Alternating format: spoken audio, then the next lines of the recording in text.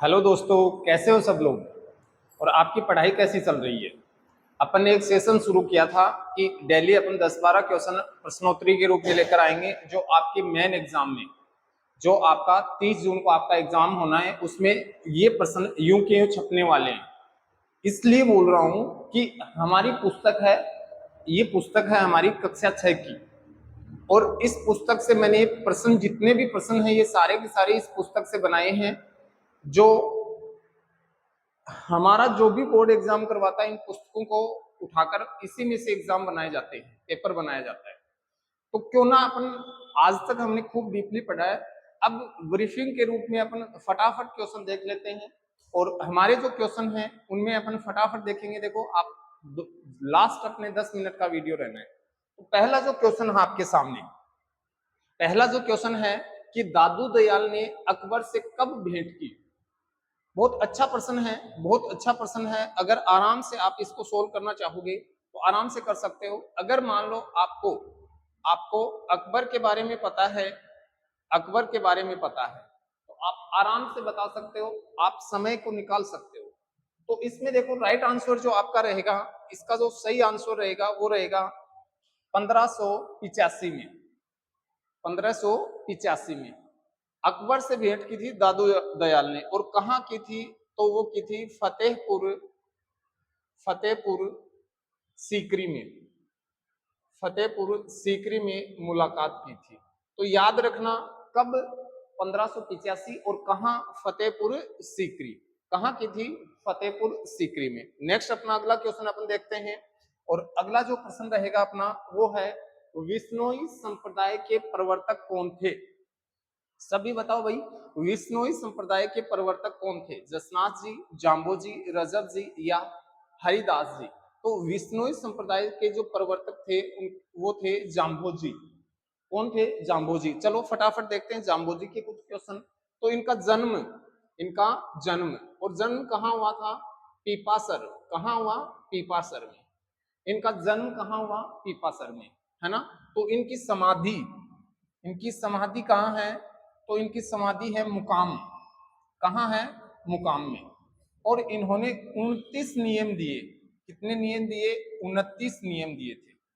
याद रखना कितने नियम दिए, 29 नियम दिए थे।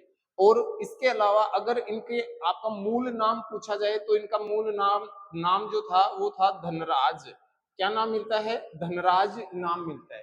तो फटाफट देख लो, हमने कहा कि विश्नोई संप्रदाय के प्रवर्तक जाम्बोजी, जन्म पीपासर में, समाधि मुकाम में, और 29 नियम दिए थे। चलो अगला प्रश्न देखते हैं अपना। अपना जो अगला प्रश्न है वो क्या कहता है, जसनाथ जी का जन्म कहाँ हुआ। यानी कि जसनाथ जी का जो जन्म हुआ वो कहाँ हुआ। तो इनका जो जन्म हुआ था, बताओ भाई कहाँ हुआ था जन्म। इनका जन्म हुआ, और आप बताओगे सर इनका जन्म हुआ था कतरियासर में। कहाँ हुआ था, कतरियासर, बीकानेर में। बीकानेर में इनका जन्म हुआ था, कतरियासर, बीकानेर में। ओके। अब देखो यहां आपको ये बताना है कि इनका ग्रंथ पूछा जाता है, इनका ग्रंथ पूछा जाता है, और ग्रंथ का नाम था सिंभू धड़ा। इनके ग्रंथ का क्या नाम था, सिंभू धड़ा। और एक बात और, यहां से अगर आप अच्छा प्रश्न बनाओगे, अच्छा प्रश्न अगर लेवल से पूछेगा तो वो ये पूछ सकता है कि देखो, एक तो थे जसनाथ जी। कौन थे, जसनाथ जी। इन्होंने नियम दिए 36। कितने नियम दिए, 36 नियम दिए। और एक कौन थे, जाम्बो जी। कौन थे, जाम्बो जी।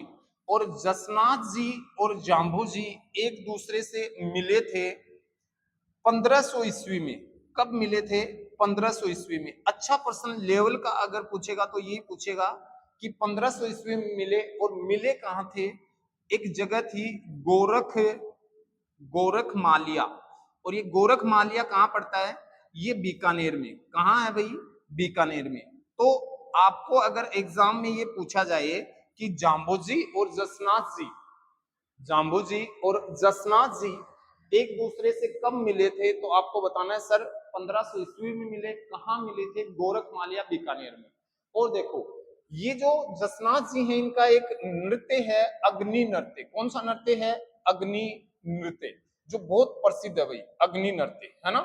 तो याद रखना अग्नि नृत्य। ओके,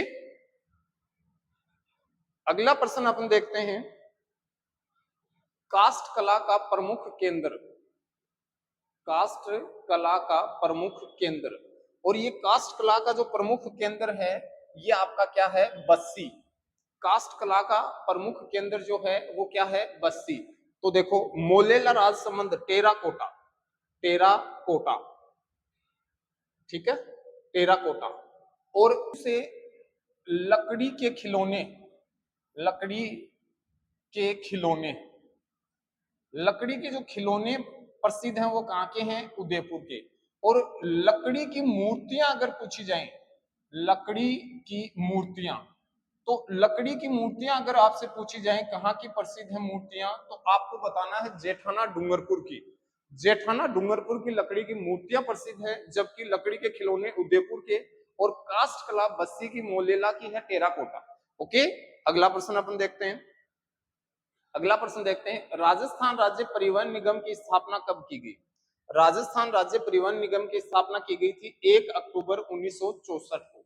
बहुत अच्छा प्रश्न है भाई, बहुत जबरदस्त प्रश्न है, बहुत अच्छा प्रश्न है, रट लेना, यू का यू रट लेना कि राजस्थान राज्य परिवहन निगम की स्थापना हुई थी 1 अक्टूबर 1964 को, 1 अक्टूबर 1964 को, है ना, ठीक है, 1 अक्टूबर 1964 को। अगला देखो, राजस्थान में रेलवे के कितने जोन व मंडल हैं। बहुत अच्छा प्रश्न है भाई, चलो बताओ, राजस्थान में रेलवे के कितने जोन व मंडल हैं, कितने जोन और मंडल हैं, बताओ भाई। इसमें है, देखो, आपके रेलवे के जोन, रेलवे जोन, और रेलवे जोन जो है वो आपके हैं 2। अब कहोगे सर कौन कौन से, चलो मैं बताता हूं आपको दो कौन कौन से हैं। इसमें एक अपना है, एक अपना है उत्तर पश्चिमी रेलवे, और दूसरा है अपना पश्चिमी, पश्चिमी मध्य रेलवे, पश्चिमी मध्य रेलवे, ठीक है। अब एक बार एग्जाम में पूछ लिया कि उत्तर पश्चिमी रेलवे का मुख्यालय कहाँ है, तो आपको बता देना है जयपुर में। कहाँ है, जयपुर में। जबकि अगर आपसे पूछा जाए पश्चिमी मध्य रेलवे का मुख्यालय, तो ये है जबलपुर में। कहाँ है, जबलपुर। और जबलपुर कहाँ है, जबलपुर है आपके मध्य प्रदेश में। कहाँ है, मध्य प्रदेश। ओके, तो आपको बताना है कि रेलवे के जोन कितने हैं, 2। आपको मैंने बता दिया नाम, उत्तर पश्चिमी रेलवे और पश्चिमी मध्य रेलवे। अच्छा, अब हमने पूछा है कि मंडल कितने हैं, तो देखो मंडल, मंडल हैं हमारे 5। कौन कौन से मंडल हैं, सबसे पहले अगर बात करूं, एक है अपना जयपुर, और जयपुर जोधपुर है, जोधपुर है, जोधपुर के साथ ही कौन है, बीकानेर, बीकानेर, और बीकानेर के साथ कौन है, कोटा, और कोटा के साथ कौन है, कोटा के साथ ही एक अपना अजमेर। तो याद रखना आपको कि देखो मंडल कितने हैं, 5, जयपुर, जोधपुर, बीकानेर, कोटा और अजमेर, जबकि रेलवे जोन 2 हैं, उत्तर पश्चिमी रेलवे और पश्चिमी मध्य रेलवे। तो इसका राइट आंसर क्या होगा अपना, इसका राइट आंसर होगा कि 2 व 5। अब देखो पहले पूछा जोन फिर पूछा मंडल, तो पहले बताएंगे जोन फिर बताएंगे मंडल, तो 2 व 5। ओके, अच्छे से ये क्वेश्चन सोल्व करना भाई, है ना। अगला प्रश्न देखते हैं अपन, भारत का सबसे बड़ा रेलवे मॉडल कक्ष कहाँ स्थित है। ये बेटा हमारा जो राजस्थान वाली पुस्तक है इसमें यूं का यूं दिया है, इसका राइट आंसर है उदयपुर। और इस रेलवे मॉडल कक्ष का अगर आपसे नाम पूछा जाए तो इसका नाम भी आपको बताना है। इसको बोलते हैं पश्चिमी, पश्चिमी क्षेत्रीय, क्या बोलते हैं, पश्चिमी क्षेत्रीय प्रशिक्षण, पश्चिमी क्षेत्रीय प्रशिक्षण केंद्र।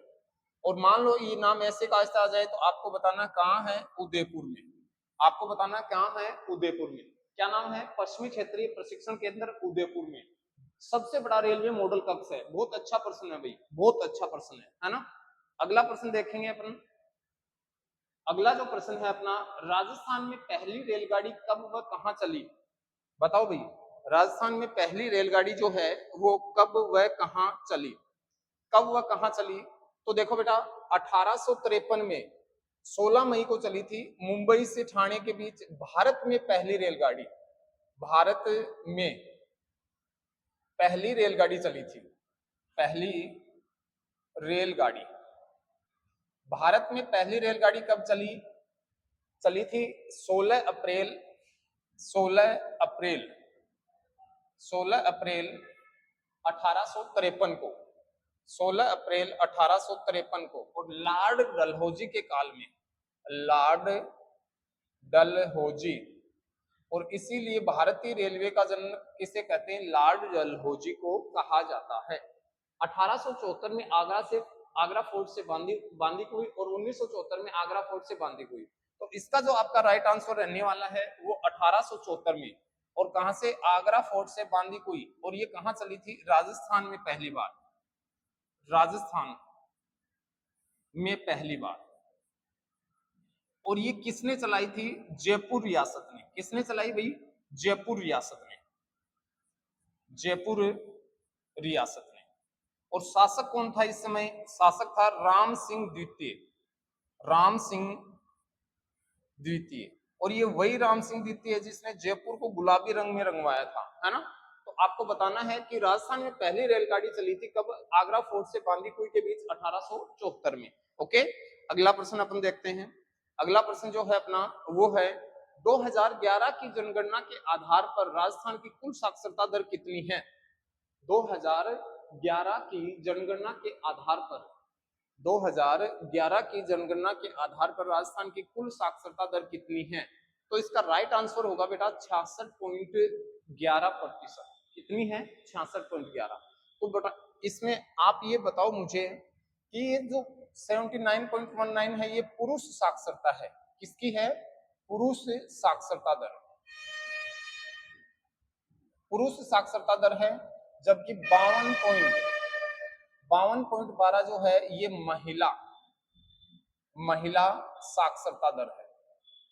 तो एक पर्सन में आपको तीनों याद हो गए, पुरुष साक्षरता, महिला साक्षरता और कुल साक्षरता। तो कुल कितनी है? 66.11। 79.19 किसकी है? पुरुष। और 52.12 किसकी है? महिला।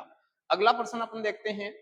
अगला प्रश्न है, 108 निःशुल्क आपातकालीन सेवाएं किससे संबंधित है? 108 किससे संबंधित है भाई? ये है बेटा स्वास्थ्य से। आप एम्बुलेंस देखते हो ना, उस पे 108 नंबर लिखा होता है। तो हमारे राजस्थान में प्रश्न डाला हुआ है कि 108 निःशुल्क आपातकालीन सेवाएं किससे संबंधित हैं? स्वास्थ्य से संबंधित हैं। किससे? स्वास्थ्य से। अगला प्रश्न अपने देखो, अगला प्रश्न देखते हैं, राज्य का एकमात्र अंतरराष्ट्रीय हवाई अड्डा कौन है? एकमात्र अंतरराष्ट्रीय हवाई अड्डा कौन है? इसका राइट आंसर होगा सांगानेर। सांगानेर जयपुर में है। रातानाडा कहां है? जोधपुर में। कहां है? जोधपुर में। महाराणा प्रताप कहां है? उदयपुर में। और किशनगढ़ कहां है? अजमेर। अब समझो, यहां से जो प्रश्न है वो ये है कि ये जो आपका सांगानेर एयरपोर्ट है, यहां से 2004 में पहली बार अंतरराष्ट्रीय उड़ान उड़ी थी। अंतरराष्ट्रीय उड़ान। और कहां के लिए उड़ी थी? दुबई के लिए। तो आप बता सकते हो 2004 में पहली बार अंतरराष्ट्रीय उड़ान उड़ी थी सांगानेर से। और यहाँ एक प्रश्न और समझ लो आप कि ये जो जयपुर सांगानेर है ये पहला सौर ऊर्जा संचालित पूर्णतः सौर ऊर्जा संचालित हवाई अड्डा है। हवाई अड्डा है। अगर आपसे पूछा जाए राज्य का पूर्णतः सौर ऊर्जा संचालित एयरपोर्ट कौन सा है, तो आपको क्या बताना है? सांगानेर। और अंतरराष्ट्रीय भी यही है भाई, है ना? तो आराम से समझना इसको। 2004 में पहली बार अंतरराष्ट्रीय उड़ान उड़ी थी दुबई के लिए। कहां के लिए? दुबई के लिए। अगला प्रश्न अपन देखते हैं, एशिया का सबसे बड़ा भूमिगत हवाई अड्डा कौन सा है? एशिया का सबसे बड़ा भूमिगत हवाई अड्डा कौन सा है? तो इसका राइट आंसर होगा भाई, इसका राइट आंसर है नाल, और ये नाल है बीकानेर में। कहाँ है?